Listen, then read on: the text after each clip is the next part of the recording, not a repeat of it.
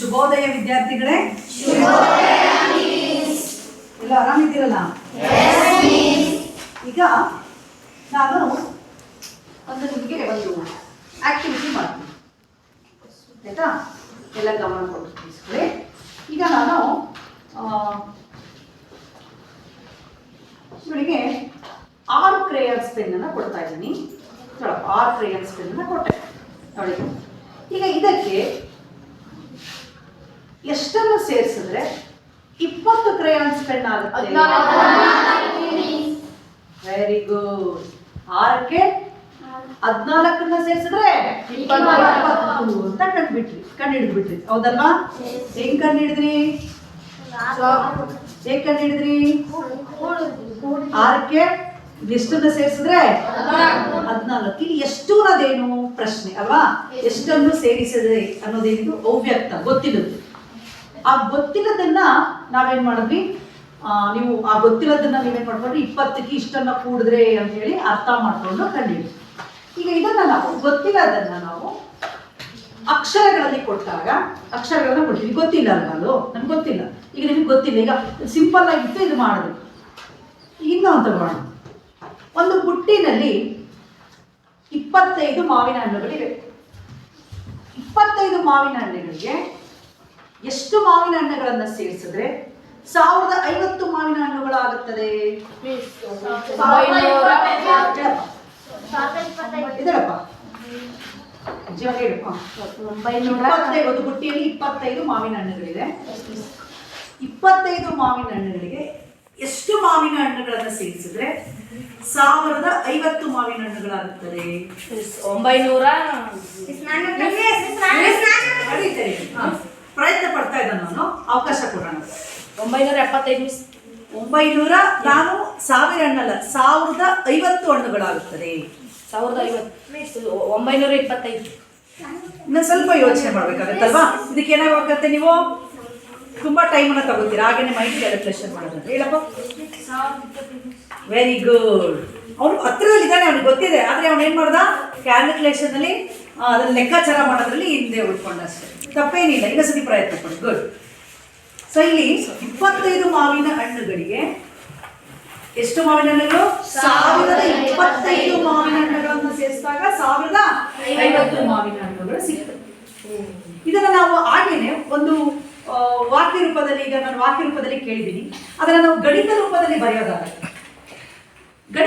ಬರೆಯೋದಾದ್ರೆ ಈ ಗೊತ್ತಿಲ್ಲದ ಪದವನ್ನ ನಾವು ಯಾವ ರೀತಿ ಬಳಸ್ತೀವಿ?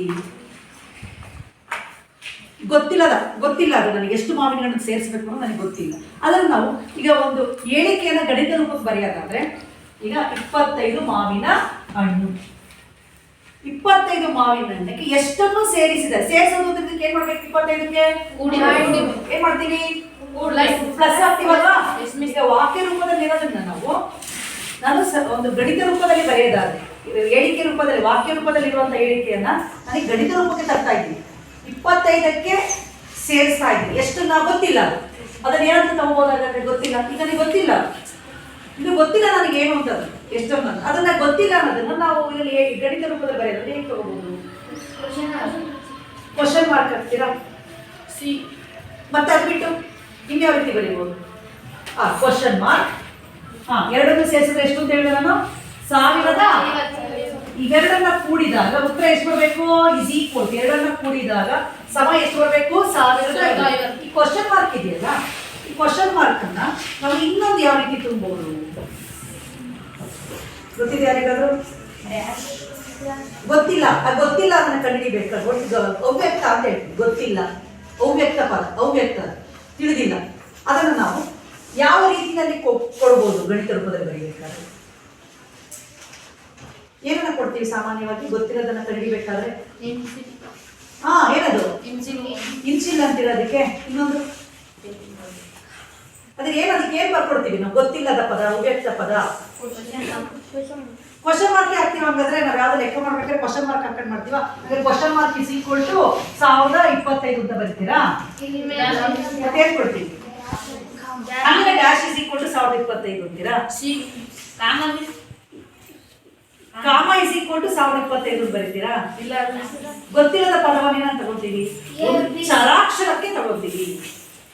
ಯಾರು ಗೊತ್ತಿಲ್ಲ ಅಂದ್ರೆ ಗೊತ್ತಿಲ್ಲದ ಪದವನ್ನ ನಾವು ಈಗ ಅದಕ್ಕೆ ಏನಂತ ತಗೋತೀವಿ? ಅವ್ಯಕ್ತ ಪದವನ್ನ ನಾವು ಯಾವ ಮೂಲಕ ಸೂಚಿಸ್ತೀವಿ? ಚರಾಕ್ಷರ. ಎ ಇಂದ ಝಡ್ ಅಲ್ಲಿ ಯಾವುದಾದರೂ ಅಕ್ಷರವನ್ನ ಗೊತ್ತಿಲ್ಲದೆ ಇರುವುದಕ್ಕೆ ನಾವು ಬರೀತೀವಿ. ಗೊತ್ತಿಲ್ಲದ ಪದ ಅವ್ಯಕ್ತ ಪದ. ಅದು ಎಕ್ಸಾರ್ ಇರ್ಬೋದು, ವೈನಾರು ಆಗಿರ್ಬೋದು. ಎ ಇಂದ ಝಡ್ ಅಲ್ಲಿ ಯಾವ ಅಕ್ಷರನಾರು ನಾವೇನ್ ಮಾಡ್ತೀವಿ? ಆ ಪದಕ್ಕೆ ಕೊಡ್ತೀವಿ. ಗೊತ್ತಿಲ್ಲ ಆಗೋದು. ಆಗ ನಾವೆಲ್ಲ ಕಲಿಬೇಕಾಗಿರೋ ಪದ ಬಿಡಿ. ಈಗ 1050 ಆಗ್ಬೇಕು ಅಂದ್ರೆ 25ಕ್ಕೆ ಎಷ್ಟನ್ನ ಕೂಡಬೇಕು? ಅವಾಗ ಏನ್ ಮಾಡ್ತೀವಿ ನಾವು? ಈ ಕಡೆ ನಾವು ಇದನ್ನ ಬಿಡಿಸ್ಬೇಕಾದ್ರೆ ಏನ್ ಮಾಡ್ತೀವಿ? +25ನ ಏನ್ ಮಾಡ್ತೀವಿ? ಆ ಕಡೆ ಈ ಪ್ಲಸ್ ಚಿಹ್ನೆ ಉಳ್ಳ ಪದ ಆ ಕಡೆ ಕಳಿಸಿದಾಗ ಮೈನಸ್ ಚಿಹ್ನೆ ಆಗುತ್ತೆ. ಸಜಾತಿ ಪದಗಳನ್ನ ಒಂದು ಕಡೆ ತಗೊಂಡ್ಬಂದು ಬಿಡಿಸ್ತೀವಲ್ವಾ? ಅವಾಗ ಎಷ್ಟಾಯ್ತು? 1025 ಗಣಿತದ ಲೆಕ್ಕಾಚಾರವಾಗಿ ಕಂಡುಹಿಡಿಯೋದಾದ್ರೆ ಈ ರೂಪಕ್ಕೆ ಬರ್ಬೋದು. ಹಾಗಾದ್ರೆ ಇದನ್ನ ಏನಂತ ಕರಿತೀವಿ? ಬರೀತಿಲ್ಲ ಗಣಿತದ ಈ ಹೇಳಿಕೆಯನ್ನ. ಗೊತ್ತಿದೆಯಾ ಮಕ್ಕಳ? ಇದು ಬರುತ್ತಲ್ಲ, ಇದನ್ನ ಏನಂತ ಕರಿತೀವಿ? ಈ ಚಿಹ್ನೆನ ಏನಂತ ಕರಿತೀವಪ್ಪ?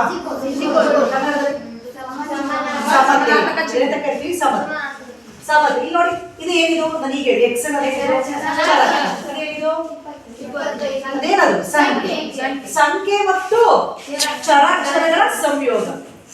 ಈ ಪದವನ್ನು ಏನಂತ ಕರಿತೀವಿ ನಾವು? ಬಲಗಡೆ ಒಂದು ಸಂಖ್ಯೆ ಇದೆ, ಎಡಭಾಗ ಚರಾಕ್ಷರಗಳು ಮತ್ತು ಸಂಖ್ಯೆಯ ಸಂಯೋಗ ಸೇರಿಸಿ ಇವನು ಏನಂತ ಕರಿತೀವಿ? ನಿಮ್ಗೆ ಗೊತ್ತಿದೆ, ಹಿಂದಿನ ತರಗತಿಯಲ್ಲಿ ತಿಳ್ಕೊಂಡಿದ್ದೀರ. ಇವನು ಏನಂತ ಕರಿತೀವಿ? ಬೀಜ ಪದಗಳು ಅಂತ ಕರೆಯೋಣ. ಏನಂತೀವಿ? ಬೀಜ ಪದಗಳು, ಬೀಜೋಕ್ತಿ. ಹೌದಾ? ಬೀಜೋಕ್ತಿ ಅಂದ್ರೇನು? ಬರೀ ಚರಾಕ್ಷರನೇ ಆಗ್ಬೋದು, ಅಥವಾ ಬರೀ ಸಂಖ್ಯೆನೇ ಆಗಿರ್ಬೋದು, ಅಥವಾ ಚರಾಕ್ಷರ ಮತ್ತು ಸಂಖ್ಯೆಗಳನ್ನ ಗಣಿತದ ಕ್ರಿಯೆಗಳೊಂದಿಗೆ ಸೇರಿಸಿ ಬರೆಯೋದನ್ನು ನಾವೇನಂತೀವಿ? ಬೀಜೋಕ್ತಿ. ಬೀಜ ಪದಗಳು. ಹೌದಲ್ಲ ಮಕ್ಕಳ? ಹಿಂದೆ ನೀವೆಲ್ಲ ಪ್ರೈಮರಿ ಸ್ಕೂಲ್ ಕಲ್ತಿದ್ದೀರಿ 7ನೇ ತರಗತಿಯಲ್ಲಿ. ಬೀಜ ಪದಗಳು ಅಂದ್ರೆ ಏನು, ಚರಾಕ್ಷರ ಅಂದ್ರೆ ಏನು, ಸ್ಥಿರಾಂಕ ಅಂದ್ರೆ ಏನು ಎಲ್ಲ ತಿಳ್ಕೊಂಡಿದ್ದೀರಲ್ವಾ? ಇವನ್ನೇನಂತ ಕರಿತೀವಿ? ಬೀಜ ಪದ. ಬೀಜ ಪದಗಳು, ಬೀಜೋಕ್ತಿ. ಬೀಜೋಕ್ತಿ ಅಂದ್ರೆ ಏನು? ಚರಾಕ್ಷರ ಅಥವಾ ಬರೀ ಸ್ಥಿರಾಂಕಗಳಾಗಿರ್ಬೋದು, ಅಥವಾ ಚರಾಕ್ಷರ ಮತ್ತು ಸ್ಥಿರಾಂಕಗಳ ಸಂಯೋಗ ಕ್ರಿಯೆಗಳೊಂದಿಗೆ ಪ್ಲಸ್ ಆರು ಬರಿಬಹುದು ಅಥವಾ ಮೈನಸ್ ನೊಂದಿಗೆ ಸೇರಿಸಿ ಬರೆಯೋದನ್ನೇ ಬೀಜೋಕ್ತಿ. ಆ ಬೀಜೋಕ್ತಿಗಳಲ್ಲಿ ನಾವು ಒಂದೇ ಒಂದು ಪದ ಇದ್ರೆ ಏಕಪದೋಕ್ತಿ, 2 ಪದ ಇದ್ರೆ ದ್ವಿಪದೋಕ್ತಿ, 3 ಪದ ಇದ್ರೆ ತ್ರಿಪದೋಕ್ತಿ. ಈ ರೀತಿ ಕರಿತೀವಲ್ವಾ? ಈ ಚರಾಕ್ಷರಗಳು ಒಂದೇ ಇರ್ಬೋದು ಅಥವಾ ಒಂದಕ್ಕಿಂತ ಹೆಚ್ಚು ಅಕ್ಷರಗಳು ಇರ್ಬೋದು, ಮತ್ತು ಆ ಚರಾಕ್ಷರಗಳ ಗಾತ್ರಗಳು ಕೂಡ ಏನಾಗಿರ್ಬೋದು? ಒಂದಕ್ಕಿಂತ ಹೆಚ್ಚಾಗಿರ್ಬೋದು. ಎಂತ ಕರಿತೀವಿ? ಬೀಜ ಪದಗಳು ಅಥವಾ ಬೀಜೋಕ್ತಿ ಅಂತೇಳಿ ಕರಿತೀವಿ. ಇಲ್ಲಿ ಬೀಜೋಕ್ತಿ x+25. ಇಲ್ಲಿ ಎಷ್ಟು ಪದಗಳಿವೆ ಮಕ್ಕಳ? ಈ ಲೆಕ್ಕದಲ್ಲಿ x+25 ಎಷ್ಟು ಪದ ಇದೆ ನೋಡಿ? ಎಡಭಾಗದಲ್ಲಿ ಎಷ್ಟಿದೆ ಪದ? 2 ಇದೆ. ಅದೇ ಏನಂತೀವಿ? ದ್ವಿಪದೋಕ್ತಿ. ಹೌದಾ? ಈ ಬೀಜೋಕ್ತಿಯನ್ನ ನಾವು ಮತ್ತೆ ಬಲಗಡೆ ಬೀಜೋಕ್ತಿ ಇದ್ದಾಗ ಏನಿತ್ತು? ನಾವು ಬರೀ ಚರಾಕ್ಷರ ಮತ್ತು ಸಂಖ್ಯೆಗಳ ಸಂಯೋಗ. ಹೌದಾ? ಇದು ಬೀಜೋಕ್ತಿ. ಈಗ ನಾನು ಮತ್ತೆ ಇದನ್ನ ಒಂದು ಸಮತೆಯ ಚಿಹ್ನೆಯೊಂದಿಗೆ ಇನ್ನೊಂದು ಸಂಖ್ಯೆಯೊಂದಿಗೆ ಏನ್ ಮಾಡಿದೆ? ನಾನು ಕೊಟ್ಟಿದ್ದೀನಿ. ಹೌದಾ? ಇದನ್ನ ಏನಂತ ಕರಿತೀವಿ? ಬೀಜೋಕ್ತಿಗಳನ್ನ ಇನ್ನೊಂದು ಬೀಜ ಪದದೊಂದಿಗೆ ನಾವೇನ್ ಮಾಡ್ತೀವಿ? ಸಮತೆಗೊಳಿಸ್ತೀವಿ. ಇದನ್ನೇನಂತ ಕರಿತೀವಿ ಅಂದ್ರೆ ಸಮೀಕರಣ. ಇದನ್ನೇನೋ ಸಮೀಕರಣ. ಹಾಗಾದ್ರೆ ನಾವು ಇವತ್ತು ಇಂದಿನ ತರಗತಿನಲ್ಲಿ ನಿಮಗೆ ಗಣಿತದ 2ನೇ ಅಧ್ಯಾಯವಾದಂತಹ ಒಂದು ಚರಾಕ್ಷರವುಳ್ಳ ರೇಖಾತ್ಮಕ ಸಮೀಕರಣದ ಬಗ್ಗೆ ಇವತ್ತು ನಾವು ತಿಳ್ಕೊಳ್ಳೋಣ. ಆಯ್ತಾ ಮಕ್ಕ? ಒಂದು ಚರಾಕ್ಷರವುಳ್ಳ ರೇಖಾತ್ಮಕ ಸಮೀಕರಣ. ಒಂದು ಚರಾಕ್ಷರ ಉಳ್ಳ ರೇಖಾತ್ಮಕ ಸಮೀಕರಣ. ನೋಡಿ, ಈಗ ಸಮೀಕರಣಕ್ಕೂ ಬೀಜೋಕ್ತಿಗೂ ಇರೋ ವ್ಯತ್ಯಾಸ ನೋಡಿ. ಬೀಜೋಕ್ತಿಗಳು ಅಥವಾ ಬೀಜ ಪದಗಳು ಅಂದ್ರೆ ನೋಡಿ ಬರೀ ಒಂದೇ ಅಕ್ಷರ ಇರ್ಬೋದು, ಅಥವಾ ಒಂದಕ್ಕಿಂತ ಜಾಸ್ತಿ ಹೆಚ್ಚು ಇರ್ಬೋದು, ಅಥವಾ ಒಂದು ಪದಕ್ಕಿಂತ 2 ಪದ ಇರ್ಬೋದು, ಬರೀ ಸ್ಥಿರ ಸಂಖ್ಯೆನೇ ಇರ್ಬೋದು, ಸ್ಥಿರ ಸಂಖ್ಯೆ ಮತ್ತು ಚರಾಕ್ಷರ ಇರ್ಬೋದು, ax² ಅಥವಾ 2 ಪದ ಇರ್ಬೋದು, ಅಥವಾ 3 ಪದ ಇರ್ಬೋದು. ಇಲ್ಲ, ಇವುಗಳನ್ನ ಏನಂತ ಕರಿತೀವಿ? ಬೀಜೋಕ್ತಿಗಳು.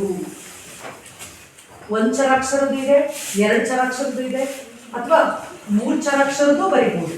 ಒಂದಕ್ಕಿಂತ ಹೆಚ್ಚು ಚರಾಕ್ಷರ ಅಥವಾ ಬರೀ ಸ್ಥಿರ ಸಂಖ್ಯೆ, ಬರೀ ಸಂಖ್ಯೆ ಅಥವಾ ಸಂಖ್ಯೆ ಮತ್ತು ಚರಾಕ್ಷರ, ಸಂಖ್ಯೆ ಮತ್ತು ಚರಾಕ್ಷರ ಇವುಗಳನ್ನು ಏನಂತ ಕರಿತೀವಿ? ಬೀಜ ಪದಗಳು, ಬೀಜೋಕ್ತಿ ಅಂತೇಳಿ ಕರಿತೀವಿ. ಈ ಬೀಜ ಪದಗಳನ್ನ ಇನ್ನೊಂದು ಬೀಜ ಪದದೊಂದಿಗೆ ನಾವು ಸಮತೆಗೊಳಿಸ್ತೀವಿ. ಚರಾಕ್ಷರಗಳನ್ನು ಮತ್ತು ಬೀಜ ಪದಗಳನ್ನ ಏನ್ ಮಾಡ್ತೀವಿ ನಾವು? ಸಮತೆಯೊಂದಿಗೆ ಸಮಗೊಳಿಸೋದನ್ನ ಏನಂತ ಕರಿತೀವಿ? ಸಮೀಕರಣ. ಈಗ ಉದಾಹರಣೆಗೆ 2x ಅನ್ನೋದು ಒಂದು ಏಕಪದೋಕ್ತಿ. ಇದನ್ನ ನಾವು ಇನ್ನೊಂದು 2x + 3 ಎಂಬ 2x = 5. ನೋಡಿ, ಇಲ್ಲಿ ಒಂದು ಬೀಜ ಪದವನ್ನ ಇನ್ನೊಂದು ಬೀಜ ಪದದೊಂದಿಗೆ ನಾನೇನ್ ಮಾಡಿದೆ? ಸಮತೆಗೊಳಿಸಿದೆ. ಸಮತೆ ಚಿಹ್ನೆಯೊಂದಿಗೆ ಚರಾಕ್ಷರಗಳನ್ನ ನಾವೇನ್ ಮಾಡ್ತೀವಿ? ಸಮತೆ ಚಿಹ್ನೆಯೊಂದಿಗೆ ಅದನ್ನ ಬರಿತೀವಿ. ಒಂದು ಉಕ್ತಿ ಇದು. ಸಮೀಕರಣ ಎಂದರೆ ಬೀಜಗಣಿತದ ಸಮೀಕರಣ ಎಂದರೆ ಚರಾಕ್ಷರಗಳನ್ನ ಬೀಜ ಪದಗಳೊಂದಿಗೆ ಸಮತೆ ಚಿಹ್ನೆಯೊಂದಿಗೆ ಬರೆಯುವ ಉಕ್ತಿ. ಇದು ಒಂದು ಉಕ್ತಿ, ಒಂದು ವಿಧಾನ. ಬೀಜ ಪದಗಳನ್ನ ಇನ್ನೊಂದು ಬೀಜ ಪದದೊಂದಿಗೆ ಸಮತೆಯ ಚಿಹ್ನೆಯ ಮೂಲಕ ಬರೆಯುವುದನ್ನು ನಾವೇನಂತೀವಿ? ಸಮೀಕರಣ. ಈ ಸಮೀಕರಣದಲ್ಲಿ ಎಂತ ಸಮೀಕರಣ ಕೊಟ್ಟಿದ್ದಾರೆ? ಇಲ್ಲಿ ಒಂದು ಚರಾಕ್ಷರವುಳ್ಳ ರೇಖಾತ್ಮಕ ಸಮೀಕರಣ. ಅಂದ್ರೆ ನಾವು ಬರೆಯುವ ಸಮೀಕರಣದಲ್ಲಿ ಬೀಜ ಪದಗಳಲ್ಲಿ ಎಷ್ಟು ಅಕ್ಷರ ಇರಬೇಕು? ಒಂದೇ ಅಕ್ಷರ. ಹಾಗಾದ್ರೆ ಯಾವ ತರ ಅದು ಒಂದೇ ಅಕ್ಷರ ಅಂದ್ರೆ? ಇಲ್ಲಿ ನೋಡಿ, ಈಗ 2x = 5. ನೋಡಿ, ಈ ಬೀಜೋಕ್ತಿನಲ್ಲಿ ಇಲ್ಲಿರುವ ಚರಾಕ್ಷರ ಯಾವ್ದಪ್ಪ? x. ಹೌದಾ? ಆ x ನ ಘಾತ ಎಷ್ಟಿದೆಯಪ್ಪ? ಈ x ನ ಚರಾಕ್ಷರದ ಘಾತ ಎಷ್ಟಿದೆ? ಎಷ್ಟಿದೆ? x ನ ಘಾತ ಎಷ್ಟಿದೆ? ತಲೆ ಮೇಲೆ ಏನು ಬರ್ತಿಲ್ಲ ಅಂದ್ರೆ ಅದ್ರ ಘಾತ ಎಷ್ಟಿರುತ್ತೆ? ಎಷ್ಟಿರುತ್ತೆ ಹೇಳಪ್ಪ? ಹೇಳಿ ಹೇಳಪ್ಪ. ಇದ್ರ ತಲೆ x ನ ಘಾತ ತಲೆಯ ಮೇಲೆ 3 ಇದೆಯಾ? ಇಲ್ಲಿ x ಘಾತ ಸೂಚಿ ಅಂತ ಕರಿತೀವಿ. ಹೌದಾ? x ನ ಚರಾಕ್ಷರದ ಘಾತ ಸೂಚಿ ಎಷ್ಟಿದೆಯಪ್ಪ ಪ್ರಜ್ಞಾ? ಇಲ್ಲಿ ಏನು ಇಲ್ಲ ಅಂದ್ರೆ ಘಾತ ಎಷ್ಟಿದೆ ಅಂತ ಅರ್ಥ? 1 ಅಲ್ವಾ? ಗುಡ್. ಎಷ್ಟಿದೆ? 1 ಘಾತ. ಹಾಗಾದ್ರೆ ಇಲ್ಲಿ ಇರುವಂತ ಚರಾಕ್ಷರನು ಒಂದೇ, ಅದರ ಘಾತ ಸೂಚಿನೂ ಒಂದೇ ಇದ್ದರೆ ಅಂತಹ ಸಮೀಕರಣವನ್ನ ಒಂದು ಚರಾಕ್ಷರವುಳ್ಳ ರೇಖಾತ್ಮಕ ಸಮೀಕರಣ ಅಂತೇಳಿ ಕರಿತೀವಿ. ಗೊತ್ತಾಯ್ತಾ? ರೇಖಾತ್ಮಕ ಅಂದ್ರೆ ಚರಾಕ್ಷರದ ಒಂದು ಬೀಜೋಕ್ತಿಯ ರೇಖಾತ್ಮಕ ಬೀಜೋಕ್ತಿ ಅಂದ್ರೆ ಒಂದು ಬೀಜೋಕ್ತಿಯ ಘಾತ, ಚರಾಕ್ಷರದ ಘಾತ ಏನ್ ಮಾತ್ರ ಇರಬೇಕು? 1 ಮಾತ್ರ ಇರಬೇಕು. ಅದಕ್ಕಿಂತ ದೊಡ್ಡದಿರಬಾರ್ದು. ಚರಾಕ್ಷರದ ಘಾತ ಯಾವುದು ಮಾತ್ರ ದೊಡ್ಡದಾಗಿರ್ಬೇಕು? 1 ಇದ್ದರೆ. ಗರಿಷ್ಠ ಘಾತ ಅಂದ್ರೆ ದೊಡ್ಡ ಘಾತ 1 ಮಾತ್ರ ಇದ್ದರೆ ಆ ಬೀಜೋಕ್ತಿಯನ್ನ ರೇಖಾತ್ಮಕ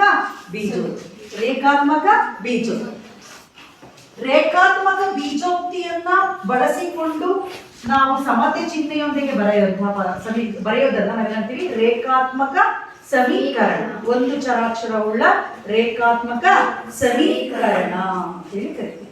ಈಗ ಉದಾಹರಣೆ ಯಾವ್ದು ಬರೀ ಎಕ್ಸೆ ಬರಿಬೇಕು ಅಂತ ಏನಿಲ್ಲ, ನಾವು ವೈನು ಕೂಡ ಬರೀಬಹುದು. ನೋಡಿ ಎಡಭಾಗ ನೋಡಿ,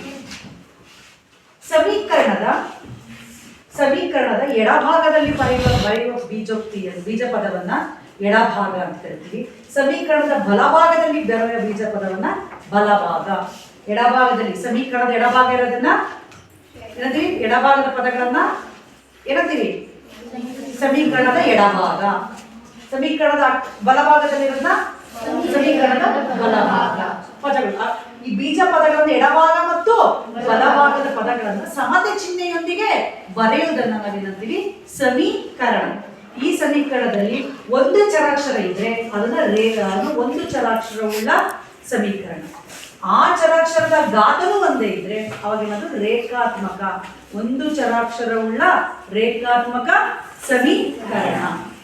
ನೋಡಿ, ಇಲ್ಲಿರುವ ಸಮೀಕರಣದಲ್ಲಿ ಎಡಭಾಗದಲ್ಲಿ ಇರುವ ಅಕ್ಷರ ಯಾವುದು? ಅಕ್ಷರ ವೈ. ಬಲಭಾಗದಲ್ಲಿರುವ ಅಕ್ಷರ ಯಾವುದು? ವೈ. ಒಂದೇ ಚರಾಕ್ಷರ ಇದೆ ಅಲ್ವಾ? ಹಾಗಾಗಿ ಇದನ್ನ ಎಂತಹ ಸಮೀಕರಣ? ಒಂದು ಚರಾಕ್ಷರವುಳ್ಳ ಸಮೀಕರಣ. ಹೌದಾ? ಈಗ ರೇಖಾತ್ಮಕ ಅಂದ್ರೆ ಏನು? ಆ ಚರಾಕ್ಷರದ ಗಾತ್ರ ನೋಡಿ, ವೈ ಚರಾಕ್ಷರ. ಇಲ್ಲಿ ಮೂರನೇದೇನು ಅಂತ ಕರಿತೀವಪ್ಪ? ಅದು ಮೂರನೇದೇನದು? ಸಂಖ್ಯೆ. ಯಾವ ಜೊತೆ ಗುಣಿಸಿದೆ? ವೈ ಜೊತೆ. ಹಾಗೆ ಮೂರನ್ನ ಏನಂತೀವಿ? ಸಂಖ್ಯಾ ಸಹ ಗುಣಕ. ವೈ ಅಕ್ಷರದ ಜೊತೆ ಗುಣಿಸಿರುವ ಸಂಖ್ಯಾ ಸಹ ಗುಣಕ. ಸಂಖ್ಯೆ ಸಹ ಗುಣಕ. ಸಹ ಅಂದ್ರೆ ಜೊತೆಯಲ್ಲಿ ಗುಣಿಸಿರೋದು. ಯಾರ ಜೊತೆ ಗುಣಿಸಿರೋದು? ಚರಾಕ್ಷರ ವೈ ಚರಾಕ್ಷರದ ಜೊತೆ ಗುಣಿಸಿರುವುದು. ಈಗ ರೇಖಾತ್ಮಕ ಅಂದ್ರೆ ಚರಾಕ್ಷರದ ಘಾತವು ಒಂದು ಆಗಿರ್ಬೇಕು. ಗರಿಷ್ಠ ಘಾತ ಏನಾಗಿರ್ಬೇಕು? ಒಂದು. ನೋಡಿ, ಇಲ್ಲಿ ವೈನ ಚರಾಕ್ಷರದ ಘಾತ ಎಷ್ಟಿದೆಯಪ್ಪ? ಒಂದು. ಎಡಭಾಗದ ಬೀಜ ಪದದಲ್ಲಿ ವೈನ ಚರಾಕ್ಷರ ಏನಿದೆ? ಒಂದು. ಬಲಭಾಗದ ಬೀಜ ಪದದಲ್ಲಿ ಗರಿಷ್ಠ ಘಾತ ಎಷ್ಟಿದೆ? ಒಂದು. ಈ ರೀತಿ ಗರಿಷ್ಠ ಘಾತ ಒಂದು, ಚರಾಕ್ಷರದ ಗರಿಷ್ಠ ಘಾತ ಒಂದು ಇದ್ದರೆ ಅಂತಹ ಪದವನ್ನೇನಂತೀವಿ? ರೇಖಾತ್ಮಕ ಪದೋಕ್ತಿ. ಅಂತ ಪದೋಕ್ತಿಗಳನ್ನ ಬಳಸಿ ನಾವು ಸಮತೆ ಚಿಹ್ನೆಯೊಂದಿಗೆ ಬರೆಯೋದನ್ನ ಒಂದು ಚರಾಕ್ಷರವುಳ್ಳ ರೇಖಾತ್ಮಕ ಸಮೀಕರಣ ಅಂದ್ರೆ ಸಮತೆಗೊಳಿಸೋದು. ಎಡಭಾಗ ಮತ್ತು ಬಲಭಾಗದ ಪದಗಳನ್ನ ಸಮತೆಗೊಳಿಸ್ತೀವಿ. ಇಲ್ಲಿ ಪದಗಳು ಎಂಥ ಪದಗಳಾಗಿರ್ಬೇಕು? ಒಂದೇ ಚರಾಕ್ಷರ, ಒಂದು ಚರಾಕ್ಷರವುಳ್ಳ ಪದಗಳನ್ನ ಮಾತ್ರ ಬಳಸಬೇಕು.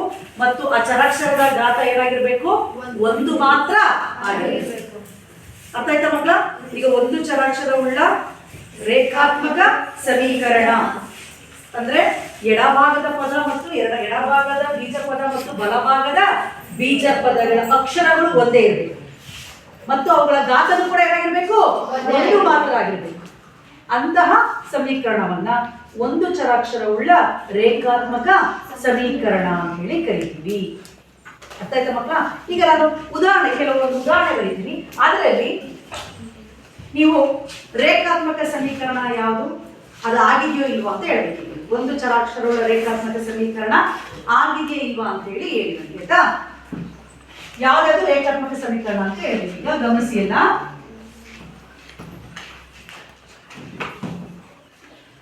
ನೋಡಿ, 2x + y = 5.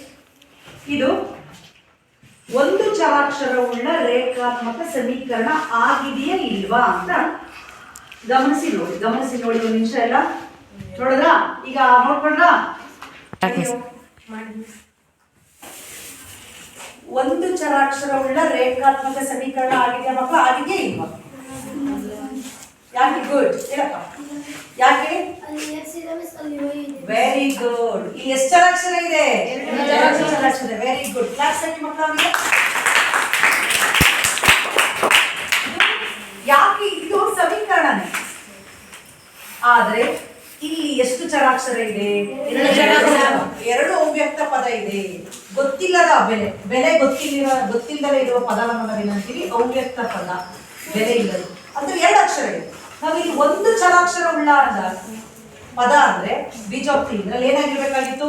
ಒಂದಿರಬೇಕು. 2 ಅಕ್ಷರ ಏನಾಗಿರ್ಬೇಕಾಗಿತ್ತು? ಒಂದಿರಬೇಕು. ಹಾಗಾಗಿ ಇದು ಒಂದು ಚರಾಕ್ಷರವುಳ್ಳ ಸಮೀಕರಣ ಅಲ್ಲ. 2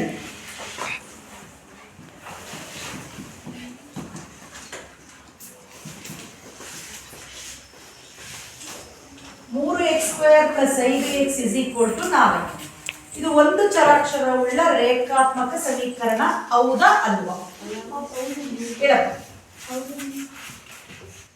ಒಂದು ಚರಾಕ್ಷರವುಳ್ಳ, ಇಲ್ಲಿ ಚರಾಕ್ಷರ ಎರಡರಲ್ಲಿ x ಇದೆ. ಒಂದು ಚರಾಕ್ಷರ ರೇಖಾತ್ಮಕ ಸಮೀಕರಣನ ಇಲ್ಲಿ ನೋಡು.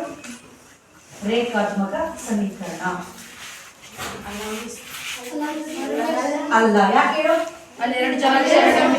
ಅವ್ರು ಹೇಳ್ತಾರೆ ಏನಾಗಿದೆ ಇಲ್ಲಿ? ಘಾತ ಏನದು? 2 ಯಾವ ಸ್ಥಾನದಲ್ಲಿದೆ? ಘಾತ ಸೂಚಿ ಏನಾಗಿದೆ? 2. ಘಾತ ಸೂಚಿ ಒಂದು ಮಾತ್ರ ಇರಬೇಕು. ರೇಖಾತ್ಮಕ ಅಂದ್ರೆ ಏನು? ಘಾತ ಸೂಚಿ ಏನಾಗಿರ್ಬೇಕು? ಒಂದು ಮಾತ್ರ. ಗರಿಷ್ಠ ಘಾತ ಆ ಸಮೀಕರಣದಲ್ಲಿ ಗರಿಷ್ಠ ಘಾತ ಯಾವ ಮಾತ್ರ ಆಗಿರಬೇಕು? ಒಂದು ಮಾತ್ರ ಆಗಿದ್ದರೆ ಅಷ್ಟೇ ಅದು ರೇಖಾತ್ಮಕ ಸಮೀಕರಣ. ನೋಡಿ, ಇಲ್ಲಿ ಚರಾಕ್ಷರ ಒಂದೇ ಇದೆ, ಆದ್ರೆ ಘಾತ ಸೂಚಿ ಏನಾಯ್ತು? ಗರಿಷ್ಠ ಘಾತ ಸೂಚಿ 2 ಆಯ್ತು. ಹಾಗಾಗಿ ಇದು ಒಂದು ಚರಾಕ್ಷರವುಳ್ಳ ರೇಖಾತ್ಮಕ ಸಮೀಕರಣ ಅಲ್ಲ. ಮೇಲಿನ ಲೆಕ್ಕದಲ್ಲಿ 2 ಚರಾಕ್ಷರದ ಘಾತ ಸೂಚಿ ಒಂದೇ ಇತ್ತು, ಆದ್ರೆ ಚರಾಕ್ಷರ ಎಷ್ಟಿತ್ತು? ಗೊತ್ತಾಯ್ತಲ್ಲ ಮಕ್ಕಳ? ಈಗ ಇನ್ನೊಂದು ಇನ್ನೊಂದು 5x ಪ್ಲಸ್ 3 ಒಂದು ಇಲ್ಲ ಈಗ ನೋಡ್ಬಿಟ್ಟು ಹೇಳ್ಬೇಕು. ಈಗ ನಾನು ಕೇಳೋಂತ ಇಲ್ಲಿ ಸ್ವಲ್ಪ ಗಮನಿಸಿಲಿ. ಇಲ್ಲಿ ಏನಾಗಿದೆ ರೇಖಾತ್ಮಕ ಸಮೀಕರಣ ಅಂತಂದ್ರೆ ಏನಾಗಿರ್ಬೇಕು ಅಂತ ಗೊತ್ತಾಗಿದೆ ಅಲ್ವಾ? ಚರಾಕ್ಷರಗಳು ಹೊಂದಿರಬೇಕು, ಗಾತ್ರ ಸೂಚಿನೂ ಹೊಂದಿರಬೇಕು, ಮತ್ತೆ ಪದಗಳು ಹೇಗಾಗಿರ್ಬೇಕು ನೋಡಿ. 5x ಪ್ಲಸ್ 3 ಇದೆ. ಸಮೀಕರಣ ಅಂದ್ರೆ ಏನು ಅಂತ ಅರ್ಥ ಹೇಳಿದೀನಿ ನಾನು. ಸಮೀಕರಣ ಅಂದ್ರೆ ಏನು? ಸಮೀಕರಣ ರೂಪದಲ್ಲಿ ಇದೆಯಾ ಇದು 5x ಪ್ಲಸ್ 3. ಇದು ರೇಖಾತ್ಮಕ ಸಮೀಕರಣನ ಯಾರು ಹೇಳ್ತೀರಾ? ಹೇಳ, ನೀನು ಹೇಳಿ ಚೈತ್ರ. 5x ಪ್ಲಸ್ 3 ಸಮೀಕರಣನ ಅಲ್ಲ. ಯಾಕೆ ಹೇಳಿ? ಸಮೀಕರಣ ಅಂದ್ರೆ ಏನಾಗಬೇಕಾಗಿತ್ತು? ಅಲ್ಲ, ಸಮೀಕರಣ ಅಂದ್ರೆ ಏನಾಗಬೇಕಾಗಿತ್ತು? ಸಮತೆ ಚಿಹ್ನೆ ಇರಬೇಕಾಗಿತ್ತು ಅಲ್ವಾ? ಗುಡ್. ಸಮೀಕರಣ ಅಂದ್ರೇನು? ಸಮತೆ ಚಿಹ್ನೆ ಇರಬೇಕು. ಪದಗಳ ಎರಡು ಎಡಭಾಗ ಮತ್ತು ಬಲಭಾಗ ಪದಗಳನ್ನು ಏನ್ ಮಾಡ್ಬೇಕು? ಸಮತೆ ಚಿಹ್ನೆಯೊಂದಿಗೆ ಸಮಗೊಳಿಸ್ಬೇಕು. ಆದ್ರೆ ಸಮತೆ ಚಿಹ್ನೆ ಇದೆಯಾ? ಆಗಿದೇನಿದು? ಬರೀ ಬೀಜೋಕ್ತಿ. ಸಮತೆ ಚಿಹ್ನೆ ಇಲ್ಲದೆ ಇದ್ರೆ ಆ ಪದವನ್ನು ನಾವೇನಂತೀವಿ? ಬರೀ ಬೀಜೋಕ್ತಿ. ಬೀಜೋಕ್ತಿ ಅಥವಾ ಬೀಜ ಪದಗಳನ್ನ ಎಡಭಾಗ ಮತ್ತು ಬಲಭಾಗ ಸಮತೆಯೊಂದಿಗೆ ಸಮಗೊಳಿಸುವಂತ ಅದನ್ನ ಏನಂತೀವಿ? ಸಮೀಕರಣ. ಅದರಲ್ಲಿ ಸಮತೆ ಚಿಹ್ನೆ ಇಲ್ಲದೆ ಇರೋದ್ರಿಂದ ಇದು ಸಮೀಕರಣ ಅಲ್ಲ. ಗೊತ್ತಾಯ್ತಾ ಮಕ್ಕಳ? ಸೊ ಈ ರೀತಿ ಅರ್ಥ ಆಯ್ತಲ್ಲ? ಸಮೀಕರಣ ಅಂದ್ರೆ ಈ ಮೂರು ಕೂಡ ರೇಖಾತ್ಮಕ ಸಮೀಕರಣ ಅಲ್ಲ. ಇದು ಒಂದೊಂದು ಉದಾಹರಣೆಯಲ್ಲೂ ಒಂದೊಂದು ಇರ್ಲಿಲ್ಲ. ಏನೇನು ಇರ್ಲಿಲ್ಲ ಇದರಲ್ಲಿ?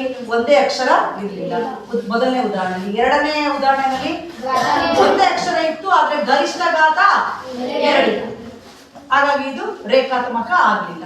ಮೂರನೇ ಉದಾಹರಣೆಯಲ್ಲಿ ಚರಾಕ್ಷರ ಒಂದೇ ಇತ್ತು, ಘಾತ ಸೂಚಿನೂ ಗರಿಷ್ಠ ಘಾತನೂ ಒಂದೇ ಇತ್ತು, ಆದ್ರೆ ಸಮತೆ ಚಿಹ್ನೆ ಇರಲಿಲ್ಲ. ಎಡಭಾಗ ಮತ್ತು ಬಲಭಾಗಗಳ ಪದಗಳ ನಡುವೆ ಏನಿರಬೇಕಾಗಿತ್ತು? ಸಮತೆ ಚಿಹ್ನೆ, ಅದು ಇರಲಿಲ್ಲ. ಈಗ ಇನ್ನೊಂದಿಲ್ಲ.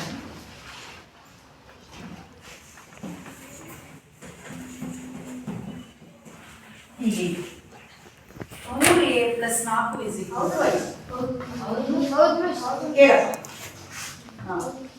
ಹೌದು. ಯಾಕೆ? ಇಲ್ಲಿರುವ ಚರಾಕ್ಷರ ಯಾವ್ದಪ್ಪ?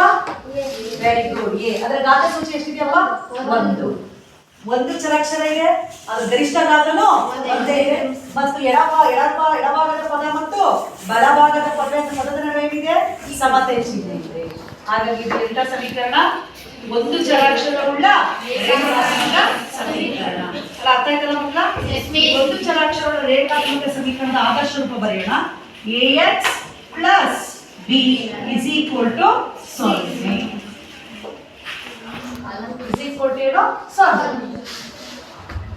ಇಲ್ಲಿ ನೋಡಿ, ಒಂದು ಚರಾಕ್ಷರ x, ಅದರ ಘಾತ ಸೂಚಿನೂ 1. ಇಲ್ಲಿ ಎ ಬಿ ಅನ್ನೋರು ವಾಸ್ತವ ಸಂಖ್ಯೆಗಳು. ನೀವು ಇಲ್ಲಿ ಬಲಭಾಗದಲ್ಲಿ 0ನೇ ಬರಿಬೇಕು ಅಂತ ಏನಿಲ್ಲ. ಬಲಭಾಗದಲ್ಲಿ ಸಂಖ್ಯೆ ಬರಿಬಹುದು, ಬೇರೆ ಯಾವ್ದಾದ್ರು ವಾಸ್ತವ ಸಂಖ್ಯೆ ಬರಿಬಹುದು, ಅಥವಾ ಎಕ್ಸ್ ಪದವನ್ನೇ ಬೇಕಾದ್ರೆ ಬರಿಬಹುದು. ಇಲ್ಲಿ ಒಂದೇ ಅಕ್ಷರ ಇದೆಯಲ್ಲ ಎಕ್ಸ್ ಅನ್ನೋದ, ಅದೇ ತರ ಇನ್ನೊಂದು ಎಕ್ಸ್ ಪದವನ್ನು ಬೇಕಾದ್ರೂ ಬರಿಬಹುದು. ಈ ತರ ಒಂದು ಚರಾಕ್ಷರವುಳ್ಳ ರೇಖಾತ್ಮಕ ಸಮೀಕರಣದ ಬಗ್ಗೆ ಈಗ ನಾವು ತಿಳ್ಕೊಂಡ್ವಿ.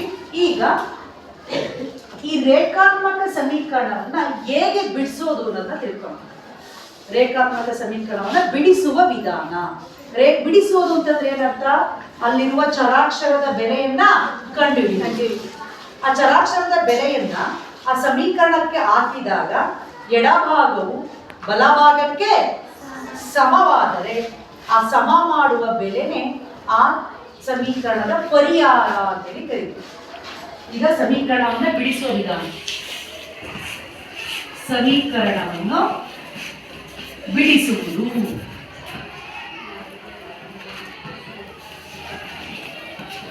ಈಗ ಒಂದು ಉದಾಹರಣೆ ತಗೋತೀನಿ. 3x plus 5 is equal to 4.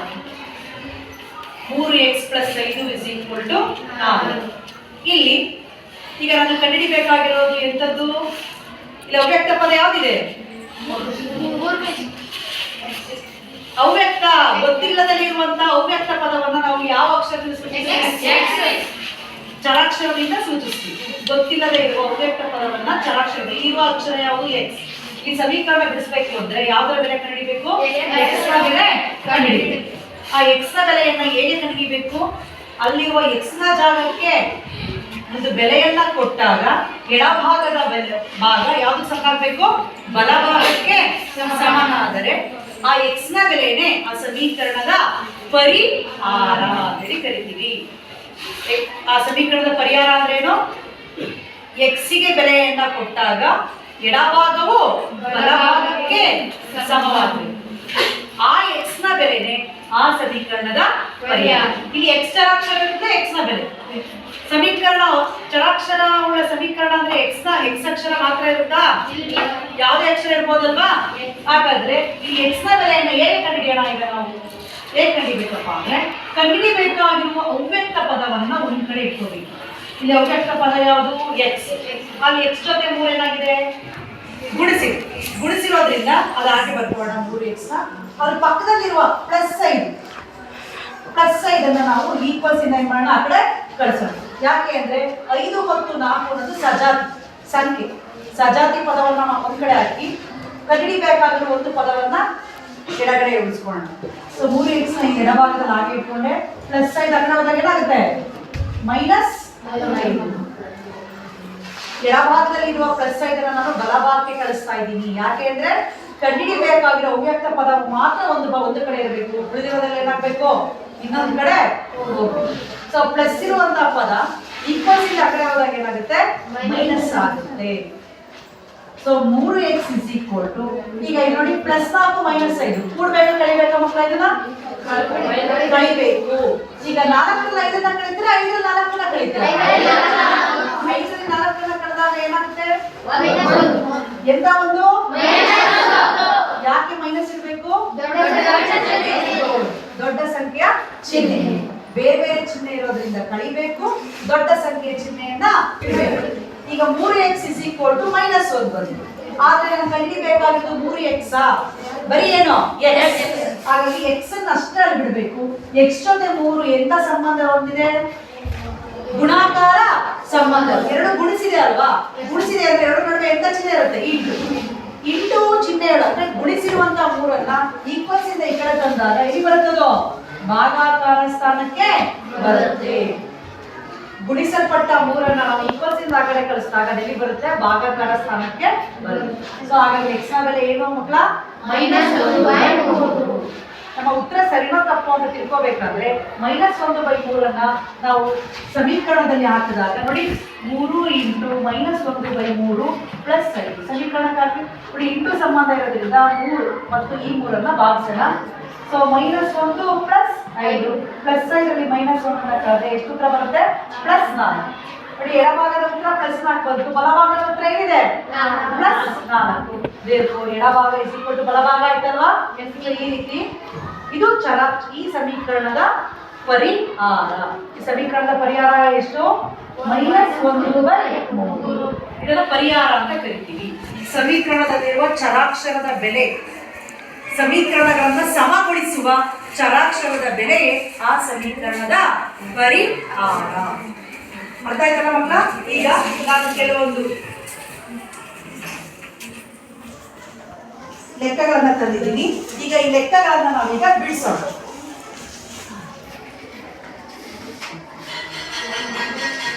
ಇಲ್ಲಿ ನೋಡಿ ಮಕ್ಕಳ, ಇಲ್ಲೊಂದು ಸಮೀಕರಣ ಇದೆ. ಈ ಸಮೀಕರಣದಲ್ಲಿ ಯಾವ ಅಕ್ಷರ ಇದೆ ನೋಡಿ ಮಕ್ಕಳ?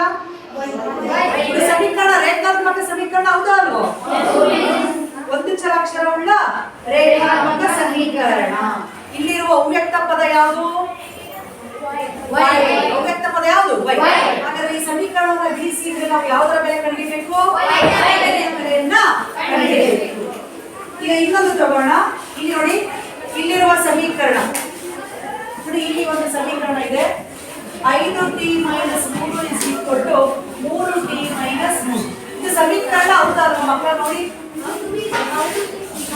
ರೇಖಾತ್ಮಕ ಸಮೀಕರಣನ ಒಂದು ಚರಾಕ್ಷರ ಇದೆಯಾ? ಎರಡರಲ್ಲೂ ಟಿ ತಾನೇ ಇರೋದು. ಎರಡು ಟಿ ಅಕ್ಷರದ ಘಾತ 1 ಇದೆಯಾ? ಹೆಚ್ಚಿದೆಯಾ? ಒಂದೇ ಇದೆ ಅಲ್ವಾ? ಒಂದು ಚರಾಕ್ಷರವುಳ್ಳ ರೇಖಾತ್ಮಕ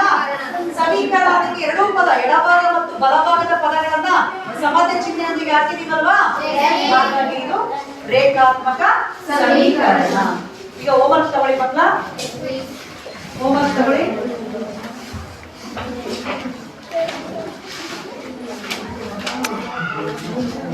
ಬಿಡಿಸಿ, ಸಮೀಕರಣ ಬಿಡಿಸಿ. x + 5 = 3.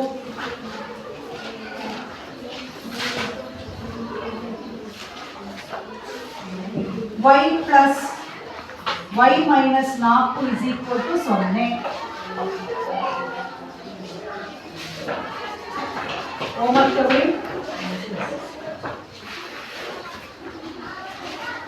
2z + 3 = 1. ಈ ಮೂರು ಲೆಕ್ಕವನ್ನ ರೇಖಾತ್ಮಕ ಸಮೀಕರಣದ ಮೂರು ಲೆಕ್ಕಗಳಲ್ಲಿ ಸಮೀಕರಣವನ್ನ ಬಿಡಿಸಿ. ಅಂದ್ರೆ ಅವ್ಯಕ್ತ ಪದ ಚರಾಕ್ಷರದ ಬೆಲೆಯನ್ನ ಕಂಡುಹಿಡಿಯಬೇಕು. ಕಂಡುಹಿಡಿದು ನೀವು ನಿಮ್ಮ ಉತ್ತರ ಸರಿನಾ ತಪ್ಪು ಅಂತ ಹೇಗೆ ಚೆಕ್ ಮಾಡ್ಕೋಬೇಕು. ಬಂದಿರುವ ಚರಾಕ್ಷರದ ಬೆಲೆಯನ್ನ ಸಮೀಕರಣಕ್ಕೆ ಹಾಕಿದಾಗ ಎಡಭಾಗ ಮತ್ತು ಬಲಭಾಗ ಏನಾಗಬೇಕು? ಸಮಗೊಳಿಸಬೇಕು. ಅರ್ಥ ಆಯ್ತಲ್ಲ ಮಕ್ಕಳ? ಹಾಗಾದ್ರೆ ಇವತ್ತು ನಾವು ಇಂದಿನ ತರಗತಿನಲ್ಲಿ ಏನೇ ತಿಳ್ಕೊಂಡ್ವಿ? ರೇಖಾತ್ಮಕ ಒಂದು ಚರಾಕ್ಷರವುಳ್ಳ ರೇಖಾತ್ಮಕ ಸಮೀಕರಣ ಅಂದ್ರೆ ಏನು ಮತ್ತು ಒಂದು ಚರಾಕ್ಷರ ರೇಖಾತ್ಮಕ ಸಮೀಕರಣ ಬಿಡಿಸುವ ಸರಳ ವಿಧಾನವನ್ನು ತಿಳ್ಕೊಂಡ್ವಿ. ಧನ್ಯವಾದಗಳು.